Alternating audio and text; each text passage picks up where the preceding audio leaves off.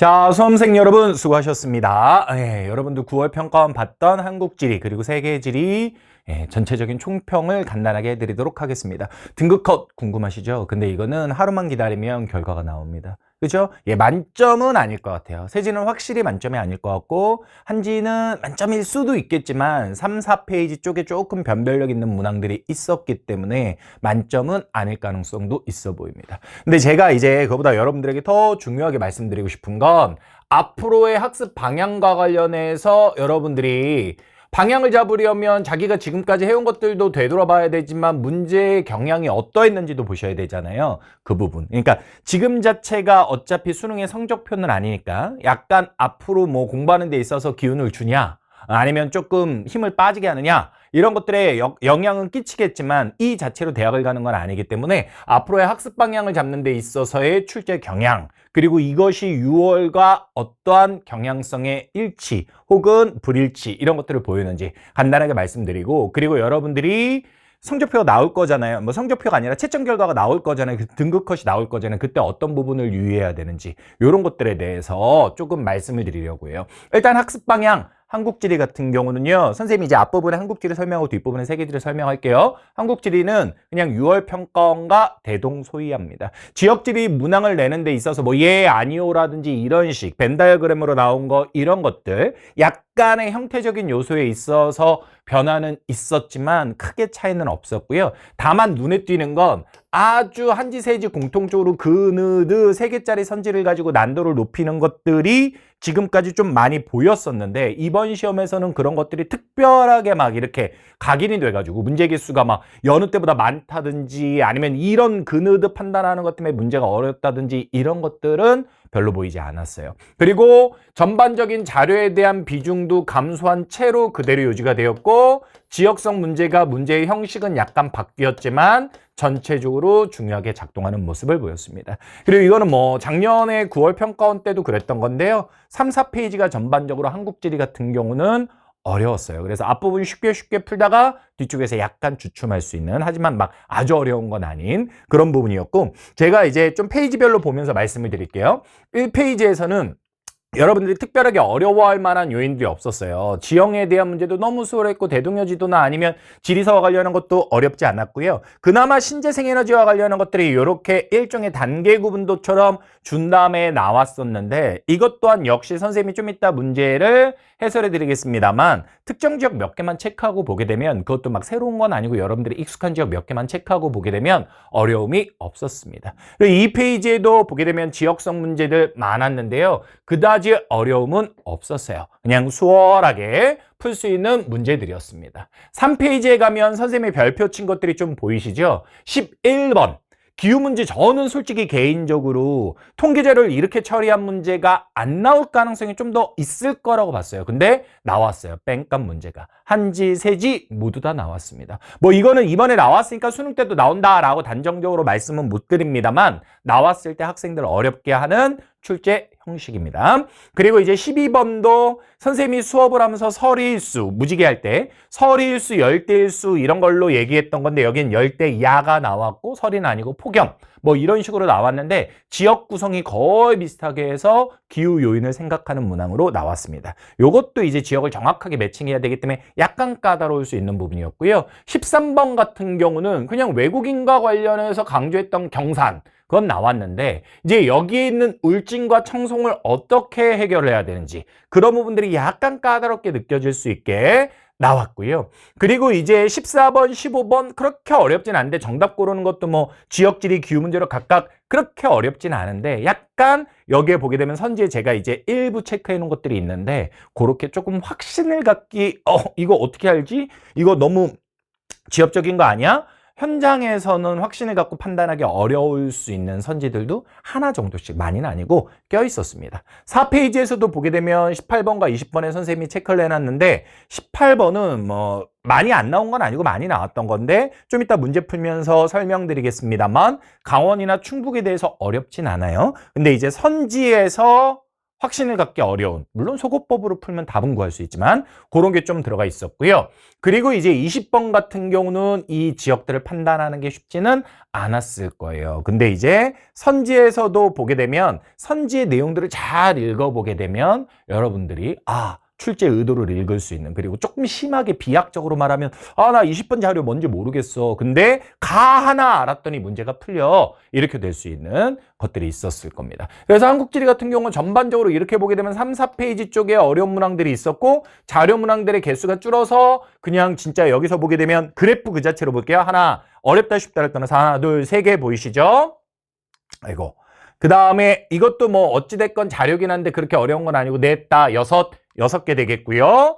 그래프적으로 놓고 봤을 때 나머지는 지도들로 나와 있지 그래프를 더 이상 막 많이 써먹지 않았어요. 그러니까 자료의 개수도 뭐 통계지도 이런 것들, 단계금도나 이런 걸로 좀 더 들어가긴 했지만 그냥 6월 평가원과 비슷하게 6, 7개, 이거. 6, 7개 수준에서 있는 것들을 보였습니다.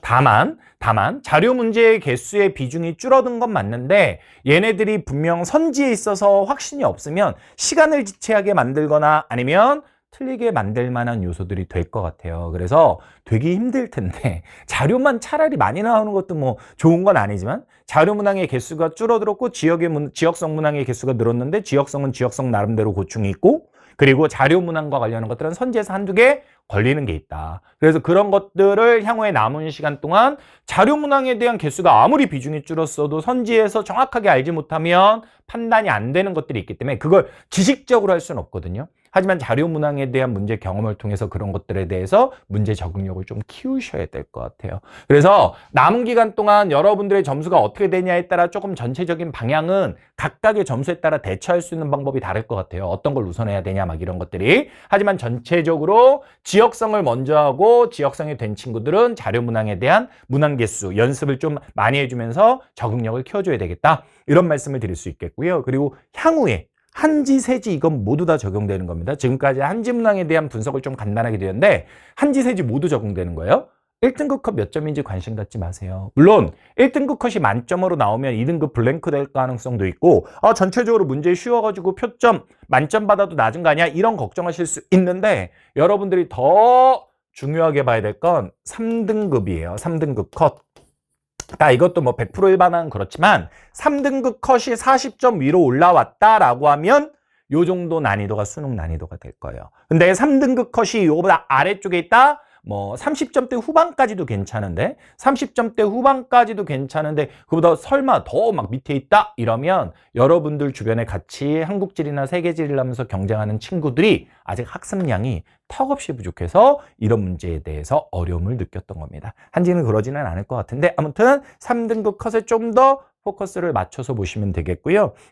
선생님이 좀 걱정되는 건 세지는 걱정이 안 돼요. 세지는 그 걱정은 아닌데 한지의 경우는 뭐가 걱정이 되냐면 이번에 여러분들 점수가 너무 잘 나와가지고 출제자들이 수능 때 좀 더 변별력도 해야 되겠다 이런 생각을 한 나머지 너무 어렵게 바꾸지 않을까라는 조금 걱정이 됩니다. 그렇게 될 거라는 게 아니라 그게 약간 걱정이 된다고요. 또 반대로 그렇게 안 돼. 근데 여러분들은 계속 공부할 거야. 그래서 이 정도 난이도로 나와버렸어. 그럼 이제 그때 걱정되는 건 성적표 받았을 때 등급 블랭크 생길까 뭐 이런 거죠. 이것도 걱정 저것도 걱정인데요. 걱정하는 거 의미 없고요. 우리가 대비할 수 있는 것만 생각해야 되는데 문제의 난이도가 올라가더라도 대응할 수 있도록 그 경우의 수에 맞춰서 해주시면 좋을 것 같습니다. 아시겠죠? 자, 선생님이 약간 칠판 좀 정리하고 세계지리 파일 열어서 세계지리 같이 한번 간단하게 공통된 거 말고 나머지 것들 살펴보도록 하겠습니다. 자, 이어서 보도록 하겠습니다. 세계지리도 6월 달에 6월 평가원 문제의 경향과 거의 일치되게 나왔어요. 자료 문제 개수 적었고요. 지역성 문제 개수 많았고요. 그리고 선생님이 북두칠성을 다 완강했잖아요. 설마 이런 것까지 나오겠어? 라고 생각해서 하면서 말씀드렸던 해협에 대한 거나 이런 것들을 1번으로 딱 박아가지고 나와가지고 선생님 내심 기분은 좋았는데 여러분 입장에서는 이게 조금 한지랑 달랐어요. 어떤 면에서 달랐냐면 일단 좀 더 어려웠고요. 전체적으로 어려웠고 세지가 더 어려웠던 게 맞습니다. 그리고 한지는 1페이지, 2페이지 수월하게 풀리다가 3페이지부터 좀 걸렸는데 세지는 1페이지부터 그냥 수월하게 확신을 갖고 넘어가기가 쉽지 않았어요. 왜냐면 개념적으로 지엽적인 것들까지 많이 치고 들어왔기 때문에 그랬습니다. 근데 그도 그럴 수밖에 없는 게 자료 문항에 대한 개수가 5개 거의 남짓으로 엄청 비중이 적어요. 그러면 이거는 지역성 가지고 낼 수밖에 없다는 거죠. 그리고 또 여러분들은 어떻게 생각할지 모르겠지만 막 위경도나 이런 걸 가지고 위치 문제를 고난도로 만드는 건 또 여기서는 아직 나오지도 않았어요. 그러니까 그런 게 꼭 나올 거다가 아니라 기존의 뭐 그느드 문제도 그렇고 기존의 변별력을 확보하던 방식의 자료들을 쓰지 않고도 어느 정도 여러분들이 어려워할 만한 난이도를 잡은 것 같습니다. 세지는 제가 보기에 거의 1등급이 만점이 되는 건 불가능해 보이고요. 3등급 컷도 40점 위로 올라올 것 같진 않아요. 근데 뭐 이런 건 어디까지나 제 예상일 뿐 하루만 기다리시면 예상 등급 컷들 나오니까 그거 한번 확인해 보시면 좋을 것 같습니다. 전체적으로 이제 1페이지에서 나중에 문제 해설 구체적으로 할게요. 지역성과 관련한 문제가 1번 위치와 관련한 문제죠. 3번 위치와 관련한 문제죠. 4번은 뭐 종교, 2번은 이렇게 카르스트죠. 그래서 자료에 대한 건 물론 없고요. 지역성이나 단순 개념과 관련한 게 네 문제 모두 다 이렇게 차지했어요. 이 페이지에서는 5번도 생각보다 까다로웠을 것 같아요. 왜 까다로웠냐? 지도 속에 지역이 4개가 찍혔는데 자료가 3개니까 이러면 어렵거든요. 그래서 이 페이지에 5번부터 조금 걸리기 시작했을 것 같습니다. 그럼 뭐 6번은 쉽게 풀 수 있는 거고 7번에서도 기억선지 같은 경우 확신할 수가 없겠는데 7번 문제도 제가 별표는 안 쳐놨지만 여러분들 까다로워할 수 있는 문항이고요. 7번 문제 이제 속어법으로 풀면 기억에 대해서 우리가 지식이 없어도 속어법으로 풀면 풀 수 있는데 그때는 리라는 선지가 좀 중요했을 겁니다. 이런 부분과 관련해서는 좀 이따 구체적으로 문항들 설명드릴게요. 그러니까 지역성 문제 가지고 이렇게 난도를 만들었고요. 8번은 무조건 맞아야 되고 9번은 단면도를 이렇게 잘라줬는데 바다 쪽까지 잘라주면서 해저 지형과 관련한 것도 이렇게 물어올 줄 몰랐어요. 뭐 못 묻는 요소는 아니지만 그랬고요. 10번도 여러분들이 이런 거 어디선가 본 그림 같은데 나 이거 자세히 공부 안 했는데 어떻게 라고 겁먹지만 않으면 충분히 맞출 수 있는 빙하지형이나 뭐 이런 거 관련한 내용들 되겠고요.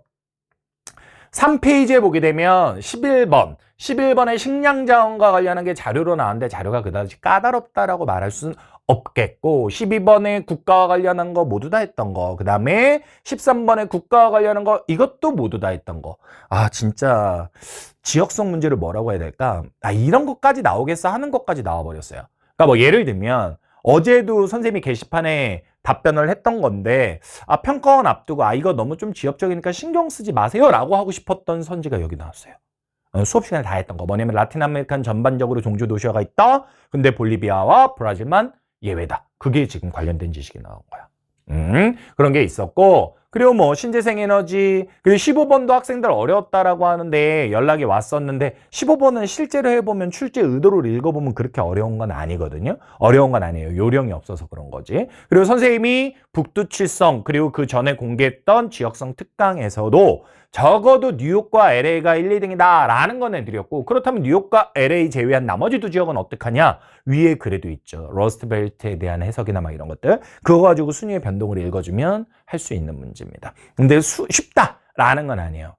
쉽다라는 건 아니고 나름 되게 세계지리가 되게 조금 뭐라고 할까? 지금까지 패턴하고 완전히 똑같았다라고 할 수는 없는데 지역성을 강조하면서 지역성 문제를 가지고 변별력을 과하지 않은 자료를 가지고 만들려는 그런 어떤 노력들을 보여준 것으로 보입니다.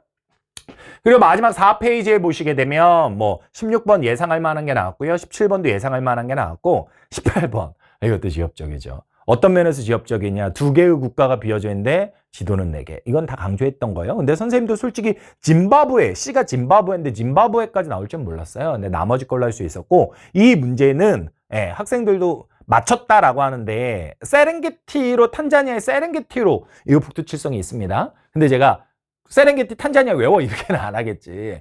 그걸로 푼 친구들보다는 케냐에 어디로 갔었다라고 하면 가는 케냐가 아니겠구나. 라고 생각하면서 문제를 풀어가는 그런 조금 요령이 작동하지만 어려운 문제였고요. 19번. 요거 매우 어려워요. 뺑깜 문제가 저 한지도 그랬지만 안 나올 줄 알았어요. 자료에 힘을 안 주니까. 근데 자료의 개수에 있어서 힘을 안 줬지만 크리티컬하게 아주 변별력이 큰 요소로 등장을 해버린 거예요. 요거 좀 이따 제가 어떻게 풀어드리는지 한번 살펴보시면 좋겠고 20번은 무조건 맞아야 되는 그런 문제가 되겠습니다. 되셨어요? 이렇게 해서 전반적으로 있었는데 6월보다 어려웠던 걸로 보여요. 어려웠던 걸로 보이고 뭐 문제도 이거 뭐지? 쉽기는 한데 그렇다고 뭐 딱히 비판할 요소, 비난할 요소도 없어요. 그냥 일관되게 나 지역성, 우리 지역성으로 낼 거야. 이러면서 점점 지역적인 것도 낼 거야. 니들 맞춰봐. 라고 낸 거고, 다만 선생님이 여러분들한테 말하고 싶은 건 뭐 통계자료에 대한 연습 몇 문제 안 돼서도 연습이 안 됐다, 기후에 대한 연습이 안 됐다 그러면 하셔야죠. 근데 한지, 세지 모두 다 기후가 어려웠고요. 기후가 한지, 세지 모두예요. 고난도였고요. 그리고 한지, 세지 모두 네.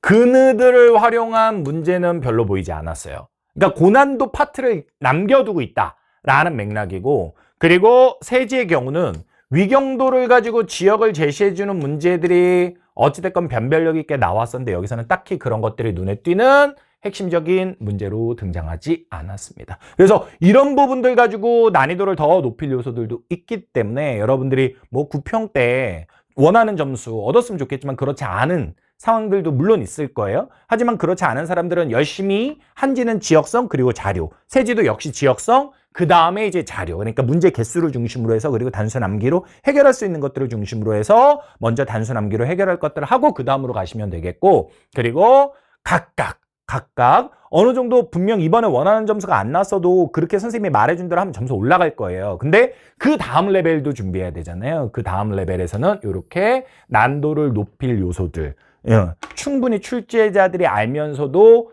약간 자제한, 문제 형식상 약간 출제를 자제한 부분들이 보이니까 그런 부분들까지도 여러분들이 대비를 좀 하면서 문제에 대한 경험도 충분히 쌓아줬으면 좋겠다라는 말씀을 드리겠습니다. 자, 그러면 이제 구체적으로 각각의 과목별로 들어가서요. 선생님이 손글씨로 만든 것들, 지금 이거 초벌로 여러분들 시험 끝난 다음에 시험지 해서 PDF로 선생님이 스캔해가지고 하는 거거든요. 그 초벌로 선생님이 손으로 직접 풀었던 것들을 손노트로 해놓은 건데 이것들을 통해서 좀 빠르게 해설 강의하고 여기에서 수정해야 될 것들 간단하게 수정한 다음에 또 공지사항에 여러분들 한번 살펴보시라고 자료로 올려드리는 그런 과정을 거치도록 하겠습니다. 자, 그러면 각각의 과목의 구체적인 문항 해설로 들어가도록 하겠습니다.